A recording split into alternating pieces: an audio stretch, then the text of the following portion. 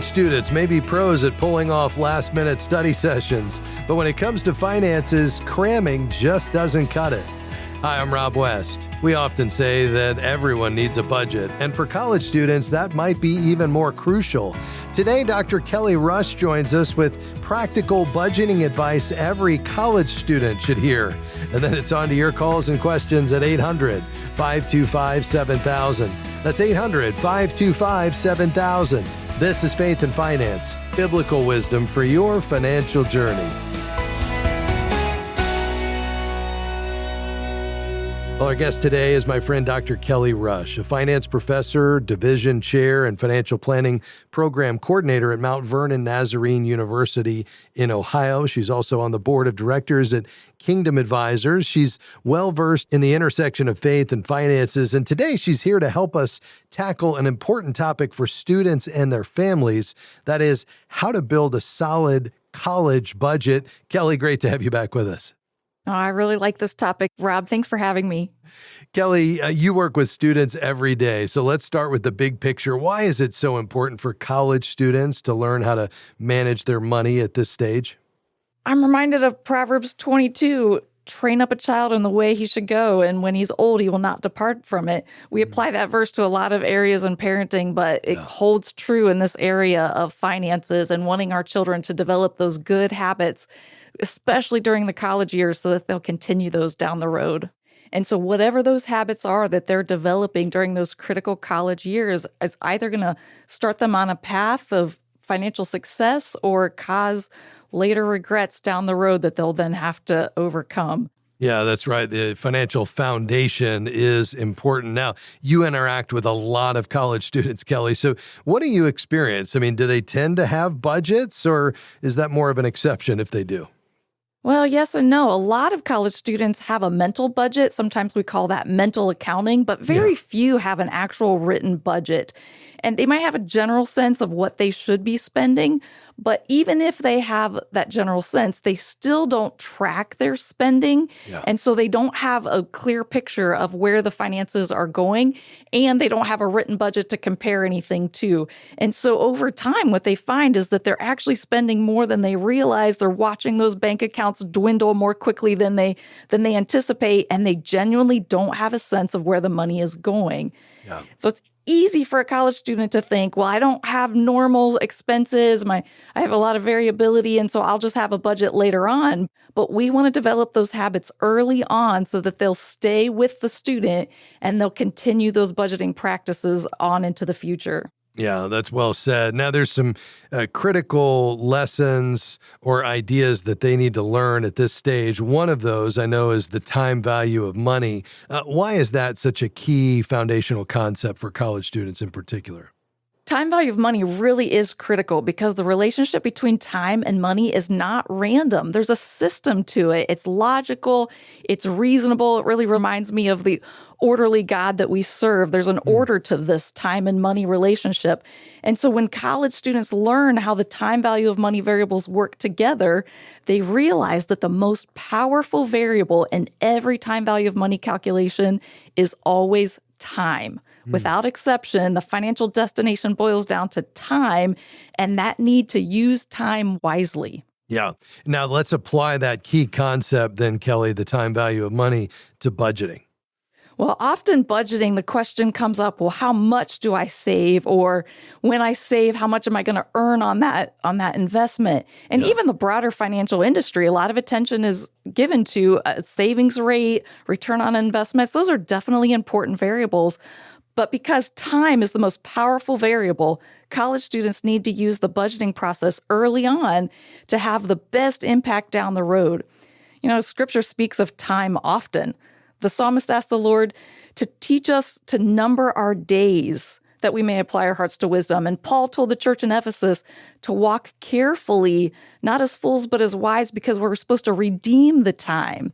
So without exception, the most important thing college students need to understand is that they have time on their side. And if they start early, saving early, giving early, stewarding wisely from the very start, all of those practices go into building a budget, and all of them have a positive impact with time. That is so good. When we come back from this break, we'll talk about credit, when is the right time to open a bank account, and much more. Kelly Rush here today. We're talking college students. Following this interview, your questions today at 800-525-7000. Stay with us. We'll be right back.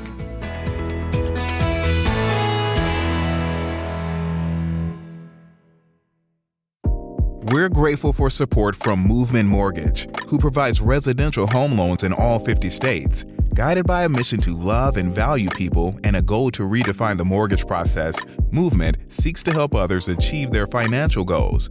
You can find out more at movement.com/faith. Movement Mortgage LLC supports equal housing opportunity, NMLS number 39179. For licensing information, please visit nmlsconsumeraccess.org. We are grateful for support from Timothy Plan. Since 1994, Timothy Plan has shared good news with investors and advisors by offering faith-honoring mutual funds and exchange-traded funds. More information is at timothyplan.com. The investment objectives, risks, charges, and expenses are contained in the prospectus and summary prospectus available at timothyplan.com. Mutual funds distributed by Timothy Partners Limited and ETFs distributed by Foreside Funds Services, LLC. Investing involves risks, including possible loss of principal.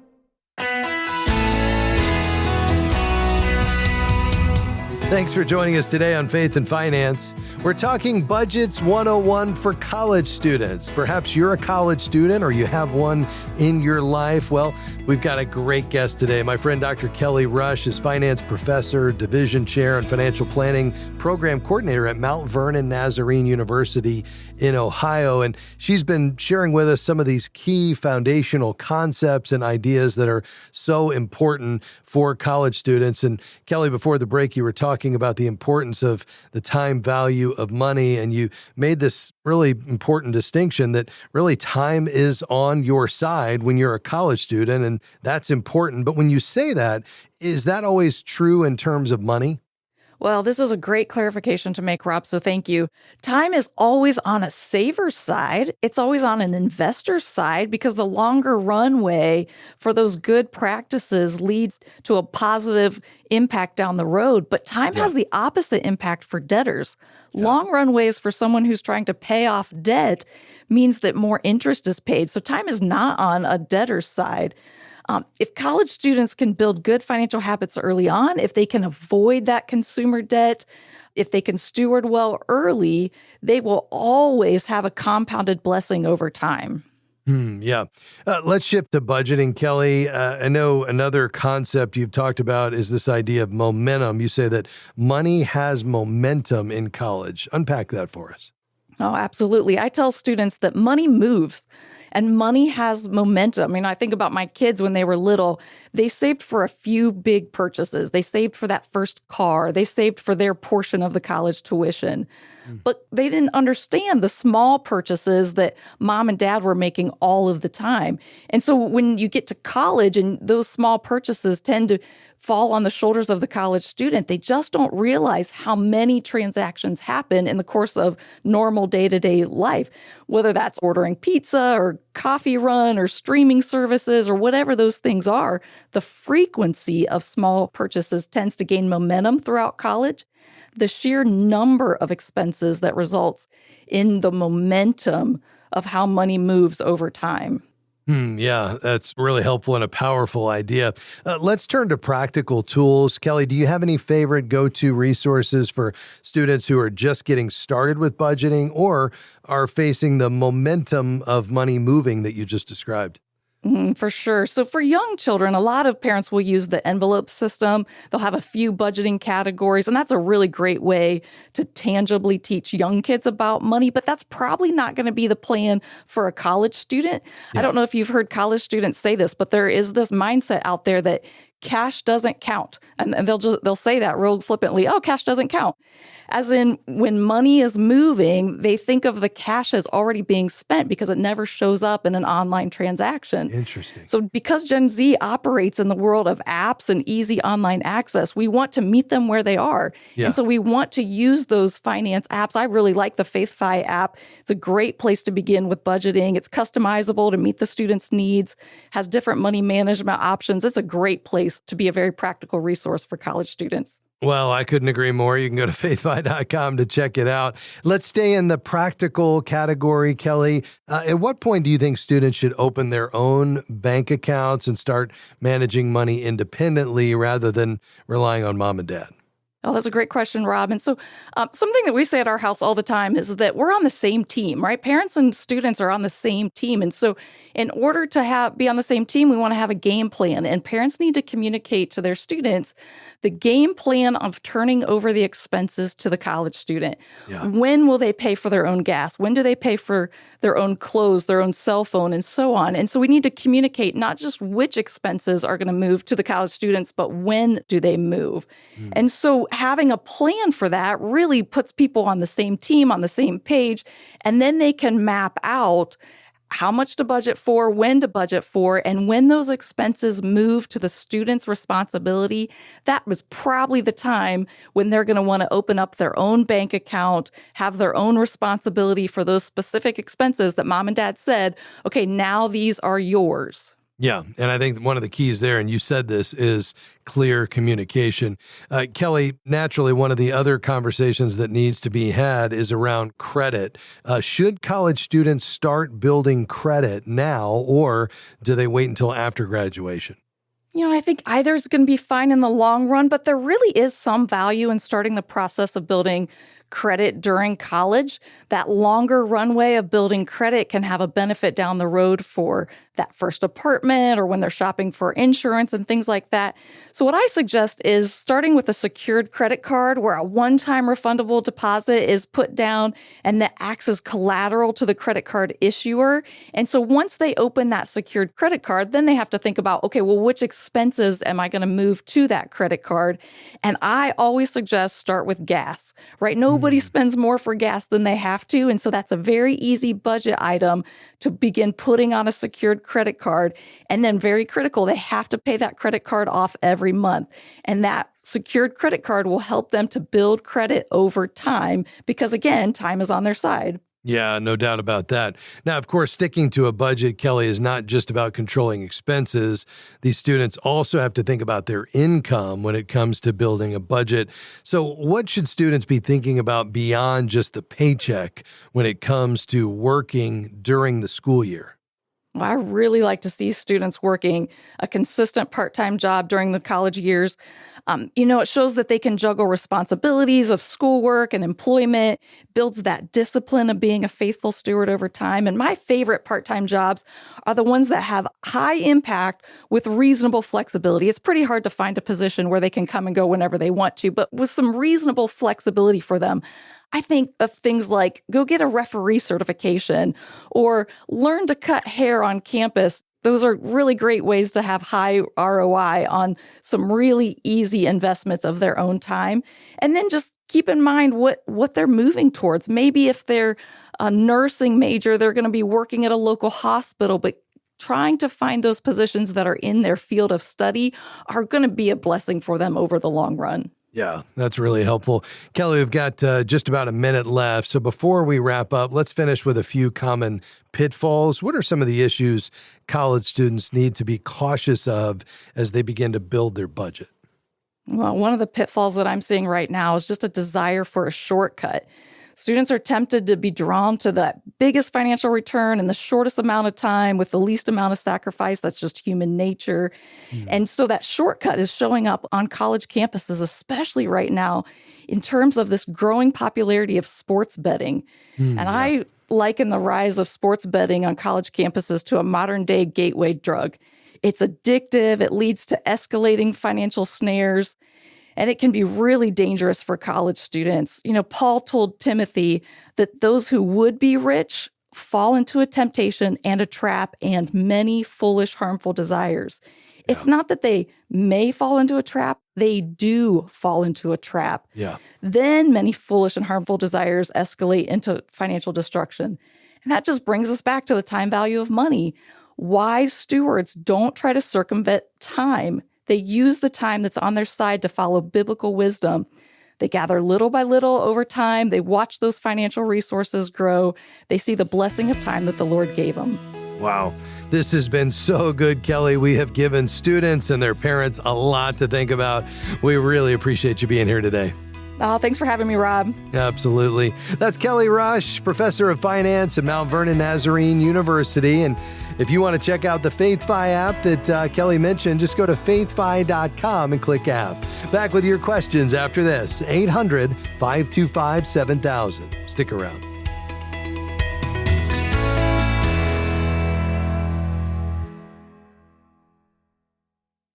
Are you looking for a better way to align your faith with your finances? The FaithFi app is here to help. With tools to track your spending, plan your giving, and grow in wise stewardship, you'll learn to see money not as your security, but as a tool for God's glory.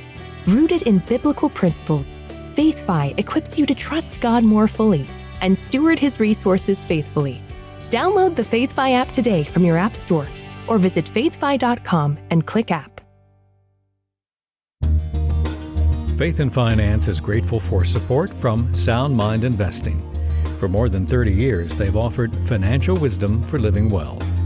SMI provides step-by-step guidance for do-it-yourself investors, from those just getting started to those getting ready for retirement. More information, including a short video webinar on profit and peace of mind no matter what's happening in the market, is available at soundmindinvesting.org.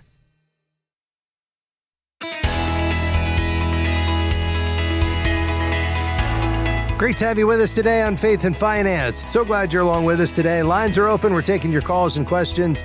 The number to call, 800-525-7000. I'm really excited about one of the opportunities you have to engage with one of our partners. It's our banking partner, Christian Community Credit Union.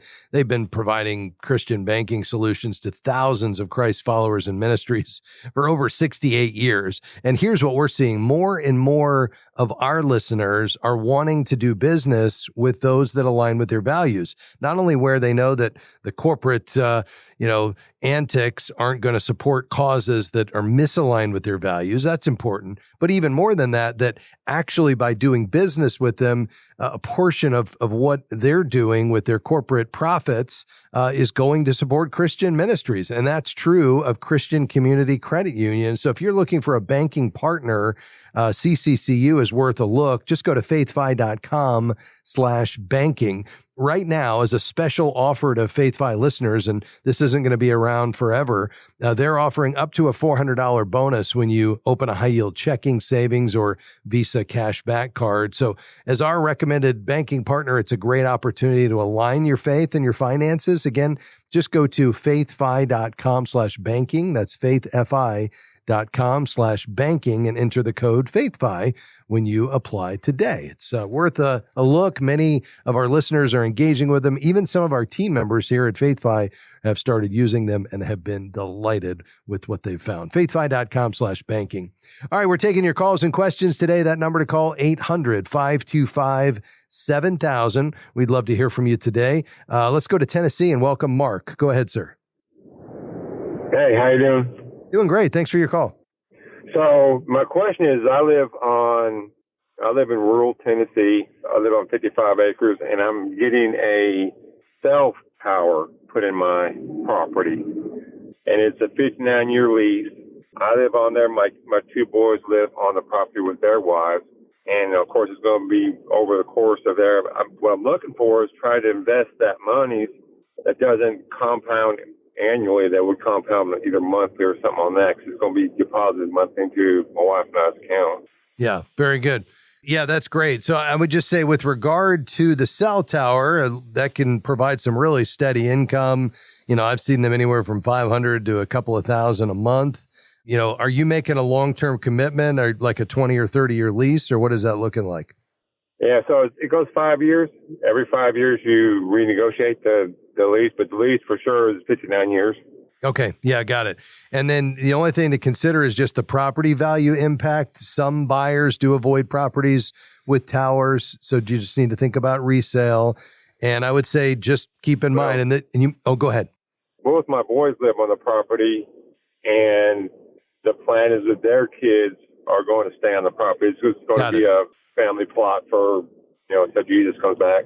Yep, love it. All right. I would also say, and you may be beyond this, I don't want to back up here if we're covering ground you've already been through, but you don't have to accept the first offer. These terms are always negotiable, including the rent and the escalators and the land use. And then I would just say, probably good for you to have a real estate attorney or someone just review the agreement before you sign anything. But I think bottom line is it can be great passive income as long as you make sure the terms serve you, not just the telecom company. With regard to the investments, I love this because if you don't need the money, this is a way for you to just dollar cost average into the market, which is always a good thing. And, I think the key is to always match your values, your goals, and your time horizon with the investments. So, how are you thinking about this money? Is this money you plan on using at any point in the near future, or are you just wanting to kind of just let it grow and kind of forget about it and it would have at least a 10-year time horizon? Well, I'm 56. My wife's 50. So, and I own a business, which I'm going to sell to my son, and he's going to pay me dividends on it. So I really don't need I'm not counting on that as part of my retirement. Okay. But I'm counting on part of it as good and generational wealth for myself. Yeah. Towards my entire, make sure and plus my children. Yeah. Love it. All right. Well, I think that's the key there. I mean, if you've got your emergency fund, you don't have any high interest debt that you're looking to pay off, and you can kind of, set this and forget about it, and maybe have an automatic sweep into an investment account. I think that's a great option. I think if you're wanting to invest in a way that aligns with your Christian values, there's some incredible asset managers out there right now that have not only mutual funds, but exchange traded funds in the faith space. And, so these would be all investments that are screened for Christian values so that you wouldn't be owning something, or your kids down the road wouldn't be owning a company that was creating an abortion drug or involved in the gambling, industry, or using their corporate profits that are in a way that's misaligned with your values. If you're interested in that, what you could do is set up an account at Schwab or Fidelity, and then you could check out all of the faith-based investing providers on our website at faithfi.com. And just click on the show, and any of those asset managers like Eventide, Praxis, One Ascent, Crossmark Global, they all have ETFs now, and you could just set up an automatic, sweep into one of their investments and just let it grow and forget about it. If you're wanting to take more of an indexed approach, Mark, which is kind of a turnkey solution with a robo-advisor, there is a robo-advisor coming. I was actually on a call with the founders of it just last week in the faith-based investing space, but it doesn't exist today. So you could use like Betterment or the Schwab Intelligent portfolios, and essentially you'd answer a series of questions. They would build kind of a turnkey portfolio that's suited for you, but it's very low cost. You would just be capturing the broad moves of the market and not trying to outperform the market through the, ingenuity and expertise of a manager. You're just kind of getting, the market movements over time, which is not a bad way to invest. It's low cost and actually performs better than active management in most markets, interestingly, when you look at the data. So I would say either open an account at Fidelity, set up an automated transfer to sweep it in so you're dollar cost averaging every month, no matter what the market's doing, and then use one of the faith-based investment companies on our website at faithfi.com. Or if you want more of a turnkey robo solution, I would look at Betterment or the Schwab Intelligent portfolios. Is that helpful? Well, I appreciate it. Yeah, so that's what made me call, because I'm having a monthly deposit. It's constantly changing. That's why I called for. Yeah, no, it's a good question. And so I think for you is, they're going to do an automatic ACH, I would imagine, into your checking account or savings account, whatever it is, and you can set up a sweep. So essentially, a few days after it hits your account every month, you have an automatic transfer out into, whatever investment plan you select, whether that's a kind of a do-it-yourself approach through Fidelity or Schwab or through the robo solution, and it will just automatically reinvest. And the good thing is when the market's down, with the same investment, you're buying more shares. And when the market's up, well, you're winning then too. Hey, thanks for your call, Mark. God bless you, bud. Big thanks to my team today, Devin, Robert, and Taylor. We'll see you next time. Bye-bye. Faith in Finance is provided by FaithFi and listeners like you.